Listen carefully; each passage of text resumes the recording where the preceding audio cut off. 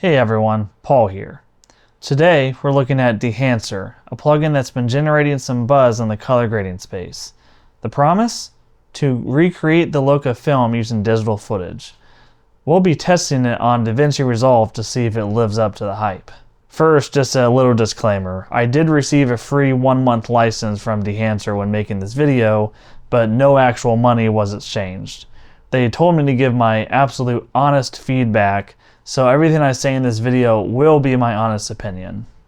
Alright, let's see this in action. So I'm going to show 3 different methods of simulating the film look. The first way here is using a LUT, and then I will kind of apply some film grain and halation to kind of simulate that film look, but not really using any plugins that's specifically meant to just do that. Here I'm using the Phantom Film LUTs. So as you can see here, I have the LUT here, and then film grain applied, and before everything I have the halation. So the halation I'm applying before any color space transform, and I just have it, processing using the S-Gamut 3 Cine, reducing the saturation a bit, to kind of, for film. I'm using the Phantom Film Vision LUT, so that is simulating the famous Kodak Vision look. So that is converting from S-Log3 to the look of the Phantom Film Vision. You can't really see the film grain too much. Like as you can see here, it's there. I think it's a little too subtle. Like, if you look at films, usually the grain is a little bit more. Okay, I can kind of see it now. So I think I just had to increase the opacity. Yeah, it's okay. I do think the halation probably could be dialed down just a little bit because I think it's a little too strong here. That's kind of what I came up with trying to use the Phantom Film LUTs.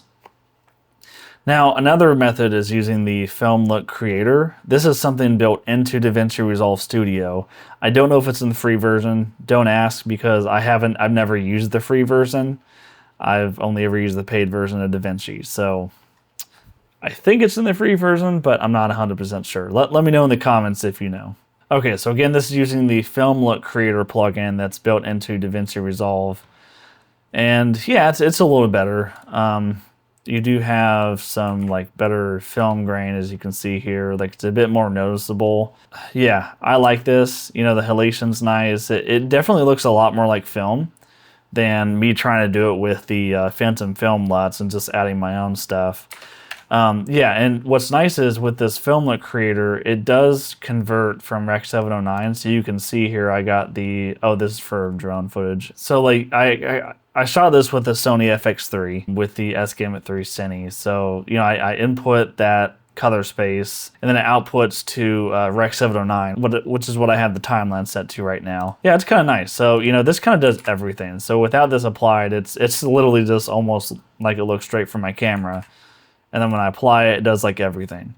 So, you got all your exposure, contrast, all the, the color stuff, lighting. You got split tone, vignette, halation, pretty much everything that you would want to make it look a bit more like film you got here. And I mean, they have some cool presets too. I usually just use 35mm to look like film, but they got a lot of various things that can look cool. They have this cinematic preset, which is kind of interesting. It just kind of makes it a little more cinematic. All right, so yeah, again, this is the Film LUT Creator built into DaVinci Resolve.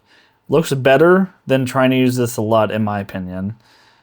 Still, I don't know. It still doesn't quite get there for me. This is better, though. If you're on a budget, I do think this is okay. And again, this is only a DaVinci Resolve. So the nice thing about Dehancer, which I'll show you in a second, is that it is for almost every platform. It's for so many apps. I mean, the whole Adobe suite, DaVinci Resolve, Final Cut Pro, you can use it on almost anything.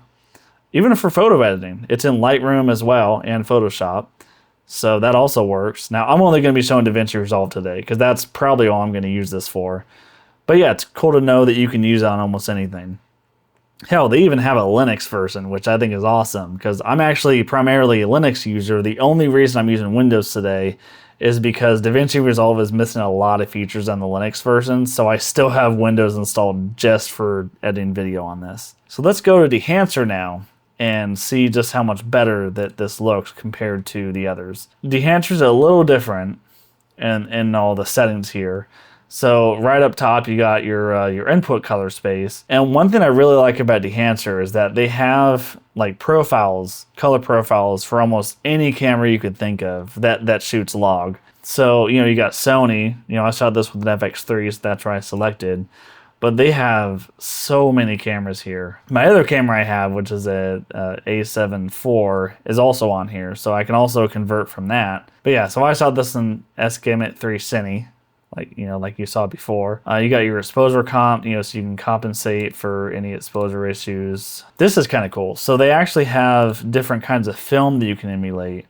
I tend to stick with the Vision 3 250D, but you have lots of different options here. Like they have the Eastman, which is neat. They have Fujifilm Instax. So if you like to use those instant cameras from Fujifilm, this would kind of recreate that look. And I could see this being more something you want to use for, for photos to simulate that kind of look. But yeah, that's there too. And what's also kind of cool is that you can just turn off the film, the film simulation as well. So yeah, then it's more of you're just color grading and not really trying to simulate film. You can also turn off the film grain, if you're trying to get a more clean look. So that's more if you're looking for a cleaner look, if you're just trying to convert to Rec 709 and have a nice looking image. But yeah, we're trying to convert to film today, so that's what we're gonna do. Right off the bat, I think this looks a lot more like film. I mean, just look at that.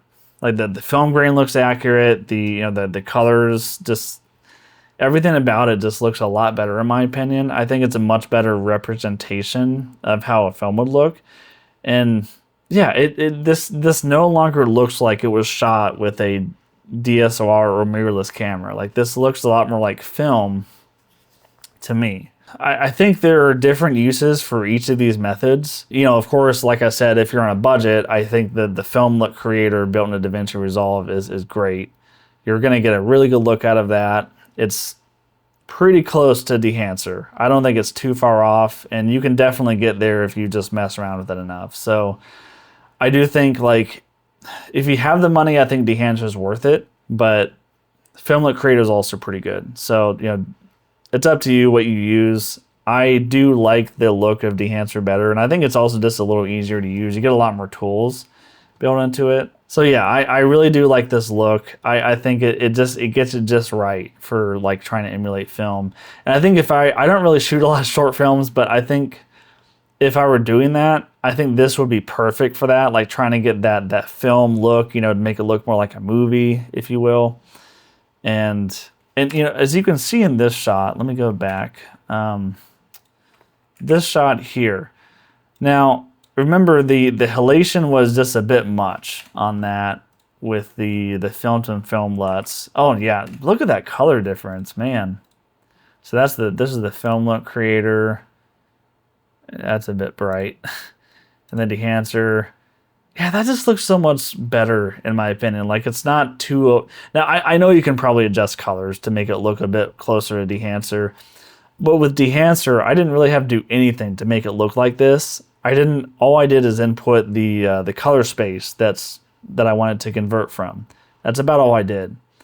And it just kind of did everything else for me. So that is really cool. I love just how easy that was to do. And yeah, they do have drones in here too. So, I shot this with a Mavic 3. So that's in there. They got the Mavic Air, Mavic 2 Pro, which I used to have. The action cameras, Ronin 4D, and they have both the 6K and the 8K. So depending on which one you shoot that with, they have that there too. They have the RED cameras. So, if you have like a RED Komodo, Gemini, Helium, V-Raptor, that sort of thing, they have those there too. I thought I would also mention that Dehancer does have a mobile app and a web app, so you can use that on the go. Just a nice little thing you get with their subscription.